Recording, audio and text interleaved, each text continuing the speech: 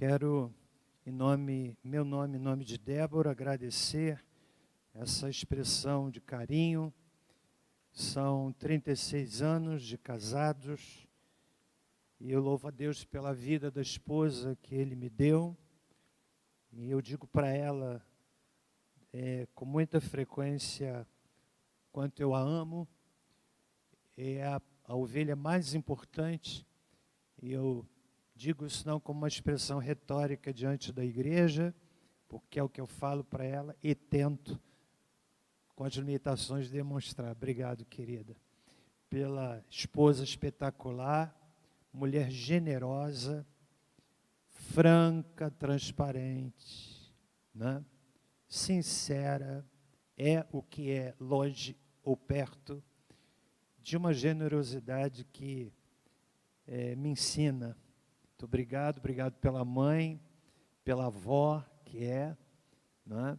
Agora celebrando o nosso segundo neto, que aliás é muito bonito. Dizem que tem a cara... Não, vocês que disseram, né? Então, muito obrigado. Meus amados, nós nos alongamos um pouquinho nessa parte introdutória, mas você compreende que era necessário, porque eu não poderia simplesmente dizer, irmãos, agora de 3 passamos para 1, né? A gente precisa aprender a celebrar cada oportunidade. Mas abra comigo a sua Bíblia na primeira carta de Paulo aos Coríntios, capítulo 11.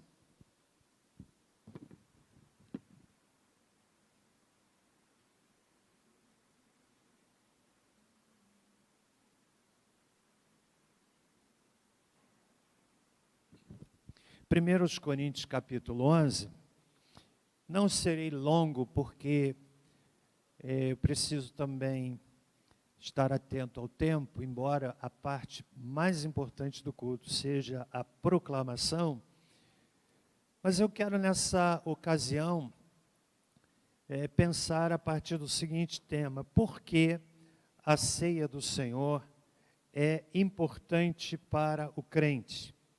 Por que a ceia do Senhor é importante para o crente? Palavra de Deus, primeira carta de Paulo aos Coríntios, no capítulo 11, verso 17 e seguintes, diz assim: nisto que vou dizer-vos não vos louvo, pois vos reunis não para melhor, senão para pior. Antes de tudo ouço que quando vos reunis na igreja, há entre vós divisões, e em parte o creio. E até importa que haja entre vós diferenças, para os que têm a aprovação de Deus se manifestem no vosso meio. Quando vos reunis no mesmo lugar, não é para comer a ceia do Senhor, pois quando comeis, cada um se apressa a tomar a sua própria ceia. Assim, um tem fome e outro se embriaga. Não tendes casa onde comer e beber? Ou menosprezais a igreja de Deus e envergonhais os que nada têm? Que vos direi? Louvar-vos-ei? Nisto não vos louvo, pois eu recebi do Senhor o que também vos ensinei, que o Senhor Jesus, na noite em que foi traído, tomou o pão, e tendo dado graças, o partiu e disse: este é o meu corpo que é entregue por vós, fazei isto em memória de mim. Semelhantemente, depois de cear, tomou o cálice, dizendo: este cálice é a nova aliança no meu sangue, fazei isto todas as vezes que beberdes em memória de mim, pois todas as vezes que comerdes este pão e beberdes este cálice, anunciais a morte do Senhor até que Ele venha. Portanto, qualquer que comer o pão ou beber o cálice do Senhor indignamente, será culpado do corpo e do sangue do Senhor. Examine-se o homem a si mesmo antes de comer deste pão e beber deste cálice. Pois o que come e bebe indignamente, come e bebe para a sua própria condenação, não discernindo o corpo do Senhor. Por causa disto, há entre vós muitos fracos e doentes e muitos que dormem.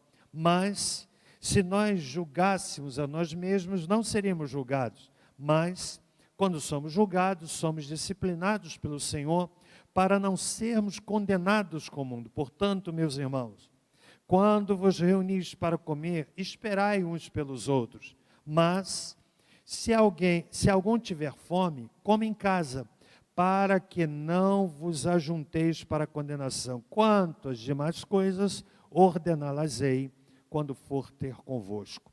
Pai, abre a nossa mente à compreensão da Tua palavra, em nome de Jesus.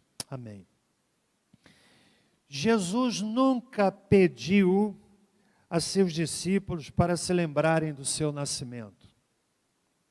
Embora não seja errado, mas ele instruiu a todos os seus discípulos a que se lembrassem da sua morte e da sua ressurreição.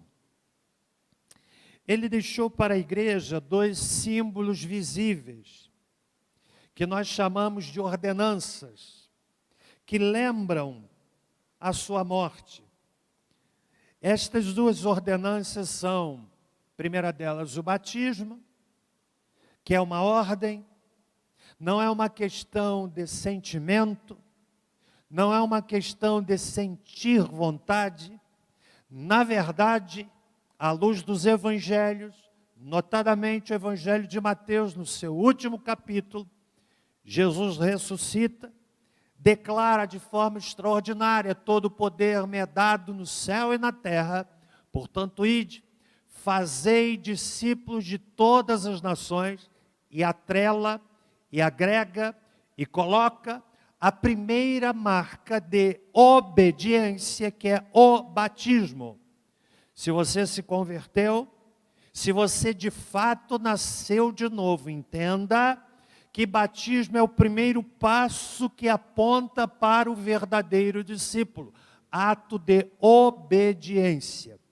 Nós entendemos que é uma ordenança. E a segunda ordenança é a ceia memorial ou a ceia do Senhor.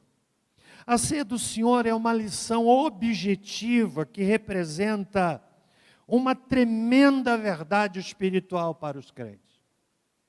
Há pessoas que querem participar da ceia e não podem. Há pessoas que podem e não querem. Nós temos na nossa igreja irmãos idosos que recebem a ceia, porque a igreja votou em tempos idos fazer assim, para pessoas enfermas, pessoas acamadas, como uma irmã querida que já foi recolhida ao Senhor, mais de 25 anos sem ver a igreja. Mais de 25 anos. Nós a visitávamos ali no seu leito, com que alegria ela nos acolhia, não é? Orando sempre por nós, orando pela igreja, orando pelo pastor, orando pela família, perguntava pelos filhos. 25 anos sem poder ir à igreja. É aquele tipo de pessoa que quer, mas não pode, mas aquele que pode, mas não quer. Sabe por quê, irmãos? Porque, na verdade, a pessoa não compreende a importância da ceia do Senhor na sua própria vida. A igreja cristã, ao longo desses 2000 anos, tem compreendido a ceia do Senhor em 3 sentidos.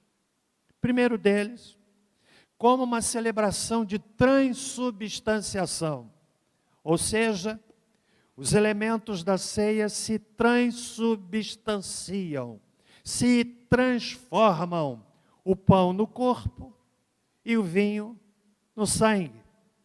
Há comunidades cristãs, eu não vou aqui declarar quais, talvez você consiga identificar, que olham para a ceia do Senhor e veem nela um ato de transubstanciação. Razão porque tais comunidades dizem que o elemento da ceia não pode tocar os dentes, porque em fazendo está mordendo o corpo do Senhor. Há outras comunidades cristãs que encaram a ceia como um ato, como uma celebração de consubstanciação. Ou seja, os elementos da ceia não encerram literalmente o corpo e o sangue de Cristo, mas há uma presença mística ali na ceia. Talvez seja este segmento que leve algumas pessoas a referir-se à ceia como a Santa Ceia do Senhor. Não é a visão que esta igreja reformada assume. Igreja Batista compreende a ceia na sua terceira perspectiva, que é a ceia como ato, uma celebração memorial. Aqui na mesa, que agora aqui não está, na mesa da ceia, você tem aqui uma inscrição, né? Que é a seguinte: em memória de mim. Qual é o sentido dessa afirmação? Nós estamos dizendo que esta comunidade batista encara a ceia do Senhor não como uma transubstanciação, não como uma consubstanciação, mas como uma celebração de memorial. Memorial é aquilo que traz a lembrança, aquilo que traz a consciência, é aquilo que nos faz olhar para trás e aprender com o passado, e olhar para o significado daquilo que Jesus fez. E nesse momento precioso de ceia, nós nos reunimos para celebrar de forma memorial a ceia do Senhor.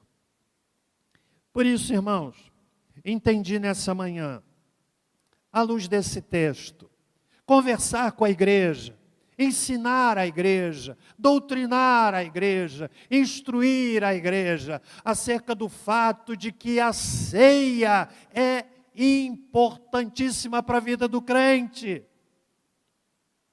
Como disse, Jesus nunca pediu a seus discípulos que celebrassem o seu nascimento, conquanto não seja errado. Mas ele disse: façam isso, até aquele dia em que nós estivermos de novo juntos na eternidade. Desde então, a igreja cristã espalhada no mundo se reúne com a periodicidade que lhe parece mais adequada para celebrar a ceia. No primeiro século, por exemplo, a ceia do Senhor era vista pelos de dentro como uma celebração de profunda comunhão, mas para os de fora era visto como alguma coisa estranha, razão porque no primeiro século muitos cristãos foram acusados de serem canibais e de praticarem o incesto. Por quê? Porque imagine um irmão, o esposo dizendo para a sua esposa: minha irmã, e os de fora viam isso como uma relação incestuosa. Olhavam para a ceia como uma ação de canibalismo, porque a igreja se reunia, compreendiam eles equivocadamente, que a igreja se reunia para comer o corpo de alguém, para beber o sangue de alguém. Compreende? Por isso, nessa manhã, rapidamente, eu quero dizer para você, à luz do texto, porque a ceia do Senhor é importante para o crente. Querendo em Deus que, amado irmão, você entenda isso e não coloque a ceia do Senhor como um momento místico, mas também que não o coloque como numa condição de normalidade, de algo corriqueiro, de algo natural, porque não é esta compreensão que emana, que salta, que flutua das Escrituras. Porque a ceia do Senhor é importante para o crente. O que estava acontecendo na igreja de Corinto? Havia uma celebração chamada Festa do Ágape, que se misturava à ceia do Senhor. E nesta celebração, que era na verdade um banquete, Paulo percebeu que naquela igreja, uma igreja confusa, uma igreja divisora, uma igreja de conflitos, que na verdade retrata muito bem a realidade da igreja contemporânea, uma igreja que permitia o pecado declarado e notório presente na sua comunidade, pecados graves, pecados sérios, que não só enfraqueciam a igreja, mas enfraqueciam a mensagem que a igreja pregava no mundo. E Paulo, de forma contundente, de forma firme, ele denuncia aquela igreja, ele percebe que nessa celebração festiva, de ceia, havia um problema sério que estava acontecendo ali. As pessoas mais abastadas se banqueteavam, ao passo que aquelas menos favorecidas, elas eram colocadas de lado. E ficava notório, ficava evidente a cisão, a divisão da igreja na ceia do Senhor. Aquilo que era para mostrar a unidade, denunciava a desunião da igreja. E Paulo, grande pastor Paulo, o pastor que talvez muitas igrejas não o teriam se pedissem o currículo dele. O homem que esteve preso, o homem que foi maltratado, o homem que não buscava agradar as pessoas, ele mesmo disse isto. E Paulo então usa da sua autoridade pastoral para neste texto nos ensinar por que a ceia do Senhor é importante para o crente. Quero destacar 5 motivos. Primeiro deles, por que a ceia do Senhor é importante para o crente? Em primeiro lugar, porque é uma ordem de Jesus. Ele mesmo chega a dizer no verso 23, recebi do Senhor o que também vos ensinei. Jesus é quem ordenou a celebração da ceia. Nós não fazemos como algo da agenda da igreja. No primeiro século, todas as vezes que a igreja se reunia, ela celebrava a ceia. Todas as vezes. Se você ler o Atos capítulo 2, vai ver. Todas as vezes que a igreja se reunia, ela se reunia para discipular, ela se reunia para orar e ela se reunia para cear. Porque a ceia fortalecia na mente da igreja no primeiro século, uma igreja debaixo de perseguição, a perseguição que vitimou muitos irmãos, a perseguição que matou muitos irmãos, a perseguição que levou muitos às arenas de Roma, a perseguição que fez sangrar a igreja, mas ela entendia a ceia como uma afirmação extraordinária. Por isso, é importante para o crente participar da ceia, porque Jesus mandou, é uma ordenança. É uma ordenança. Queira Deus que a partir de hoje, a ceia do Senhor não fique na sua agenda como alguém hoje tem ceia, esqueci. Ou então tem ceia, não vou não, porque tem ceia. Como a gente faz às vezes, né, com culto de oração. O que é culto de oração? Então hoje eu não vou não. Oh, que tragédia! Que tragédia! Então a primeira razão porque a ceia do Senhor é importante para o crente, porque é uma ordem de Jesus. Amém?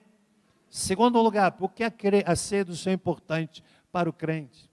Porque reafirma a nossa comunhão. O que estava acontecendo na igreja em Corinto era o oposto. O que levou o apóstolo Paulo a dizer assim no verso 18, antes de tudo ouço que quando vos reunis na igreja, meus irmãos, Paulo está dizendo, eu estou ouvindo que quando vocês se reúnem na igreja, vocês fazem isso com divisões, não é para comunhão, não é para o estreitamento dos vínculos, não é para que nós tenhamos mais proximidades. Paulo está dizendo, eu vejo, eu ouço, que quando vocês se reúnem, vocês fazem isso com divisão. A ceia, irmãos, afirma a comunhão do corpo de Cristo. A igreja estava dividida, por grupos de preferência. Isso se manifestava muito claramente na ceia. Muito claramente na ceia. A igreja, irmãos, ela é absolutamente superior a qualquer instituição. Sabe por quê?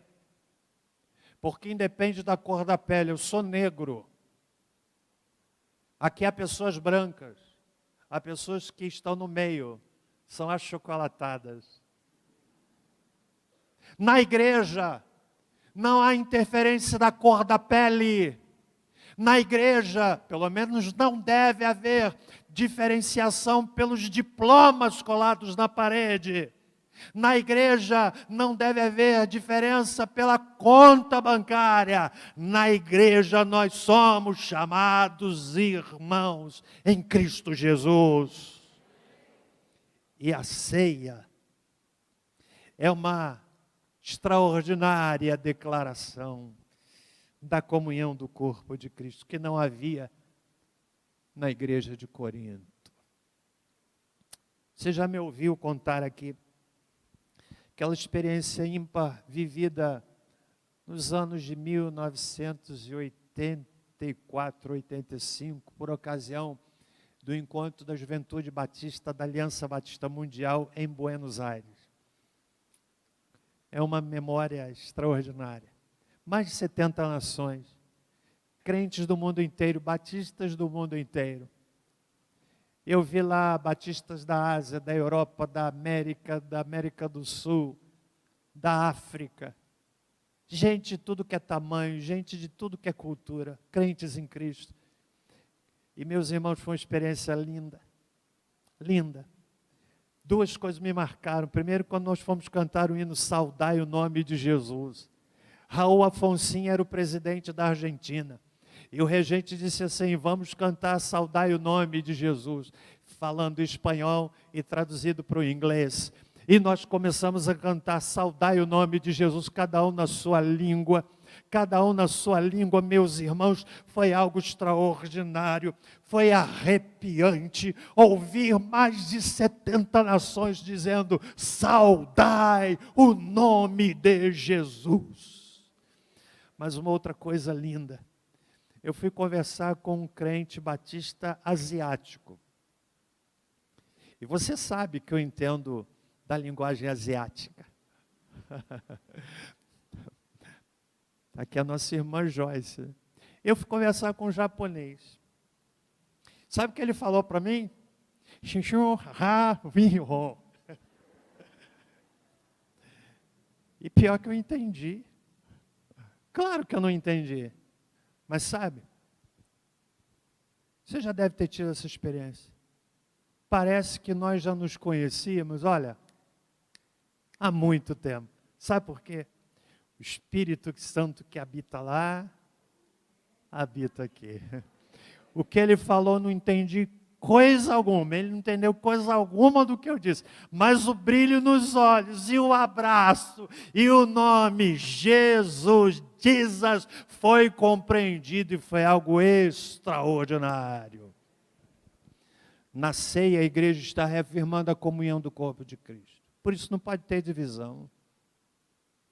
Terceiro lugar, estão comigo até aqui, irmãos? Amém ou não amém? Olha, eu já preguei no primeiro sermão, estou pregando no segundo, se você não entender, eu vou pregar o terceiro. Terceiro lugar, por que é importante para o crente participar da ceia? Porque ela declara o plano de salvação para o pecador. Olha o que é que Paulo diz, de forma translúcida, no verso 26. Todas as vezes que comerdes este pão e beberdes este cálice, Paulo está dizendo: igreja, vocês estão anunciando algo. O quê? A morte do Senhor. Agora eu estou pregando para a igreja, mas na ceia toda a igreja está pregando para o mundo. Nós estamos dizendo: Jesus morreu na cruz para nos salvar. A esperança para o pecador. A ceia é um brado de esperança para um mundo em desespero. A ceia é um brado de paz para um mundo regado de ódio. A ceia é um brado de libertação para um mundo escravizado pelo pecado. E quando nós celebramos a ceia, irmãos, nós estamos dizendo: o Senhor morreu na cruz para nos salvar. Aleluia. Quarto e penúltimo lugar, por que é importante para o crente participar da ceia? Porque além de anunciarmos a morte do Senhor, nós estamos anunciando uma outra verdade. Qual é a outra verdade que estamos anunciando no texto? Sabe o que é que nós estamos dizendo? Que Jesus vai voltar, como nós acabamos de cantar ainda há pouco. Verso 26, até que ele venha. No primeiro século, irmãos, a igreja era sacudida por tanta violência, como ainda hoje acontece em alguns lugares. Você sabe o que é que inspirava os crentes? Era a seguinte expressão, Maranata, que está lá no final do livro do Apocalipse, significa o Senhor vem. O Senhor vem. Maranata significa uma palavra de esperança. Ei, você está passando por luta. Ei, está difícil, mas segura essa. O Senhor vem. Jesus vai voltar, como nós acabamos de cantar. Será que você, amigo, está pronto? Será que você está pronto para esta extraordinária volta de Cristo? Então, quando a igreja celebra a ceia, ela está dizendo, o Senhor vai voltar. E, em último lugar, quantos estão comigo até aqui? Você sabe qual é o último elemento que faz de ser importante para o crente? Porque ela nos desafia, preste bem atenção nisso, ela nos desafia a uma autoavaliação de vida. Verso 28, Paulo diz assim, quero chamar a sua atenção para esse verbo, examine-se, pois, um homem a si mesmo. Quero chamar a sua atenção para um advérbio que ele apresenta aí, no versículo 27. Aquele que come o pão indignamente, que aparece também no versículo de número 29. E quero chamar a sua atenção para o segundo verbo, o verbo discernir, que aparece no versículo de número 29. Portanto, dois verbos, examinar e discernir, e um advérbio de modo, indignamente. O que é que essas palavras nos ensinam? Quando Paulo diz, qualquer que comer o pão ou beber o cálice do Senhor indignamente, diz ele no verso 27, versículo 29, pois o que come bebe indignamente. Sabe o que isso quer dizer, irmão? Significa de forma vil, desprezível, de forma inconveniente, de forma indiferente, de forma relaxada, com o espírito odioso, com o coração odioso, com o coração com sentimentos que não procedem do Cristo vivo. Contrário ao ensino de Jesus, ele está dizendo, isso é participar da ceia de forma indigna, ele está nos desafiando, e aí vem o primeiro verbo, examine-se. Então ele chama a atenção para um advérbio de modo. E agora ele fala de um verbo, examine-se. Examinar aqui significa provar, é aquilo que a cozinheira faz quando prova o tempero, ela põe no dorso da mão e prova. É aquilo que o aluno experimenta quando participa de um concurso. Ele está sendo provado. É analisar com atenção, com minúcia. É ponderar, refletir, meditar sobre algo. É sondar, perscrutar, investigar, é a advertência da palavra de Deus com relação à ceia. Examine-se, eu não sei o que vai no seu coração, assim como você não sabe o que vai no meu. Você que está me ouvindo em casa, você não sabe o que vai no meu coração e eu não sei o que vai no seu. Mas a palavra de Deus, ela nos desafia a um exame, a um mergulho na dimensão íntima do nosso coração. Está compreendendo? Examine-se o homem a si mesmo. Verbo examinar, advérbio indignamente, mas há uma terceira palavra, que é um verbo também discernir, que aparece aí no versículo 29. Diz assim, discernir significa perceber, caracterizar, diferenciar, distinguir, separar, discriminar, é o contemplar o nosso Salvador, o seu sacrifício por nós, e nesse discernimento específico durante a ceia memorial, há de se pensar somente em Jesus Cristo, no Cristo crucificado, que foi levado à sepultura, que foi colocado numa tumba, mas aquela tumba ficou vazia, porque o nosso Senhor ressuscitou. Finalizo citando uma frase. Pastor John MacArthur, quando ele analisa esse texto, quando ele fala assim, versículo 30, Paulo diz, por causa disso está muito entre vós, fracos, doentes e muitos que dormem. Dr. John MacArthur, que é um pastor batista, cessacionista, você sabe o que é cessacionismo? Cessacionismo é aquela linha teológica que acredita que os dons cessaram. Eu não sou cessacionista. Pastor John MacArthur o é. Homem de uma farta pena. Aliás, eu sugiro um livro que nem na editora tem, chamado Pense Biblicamente.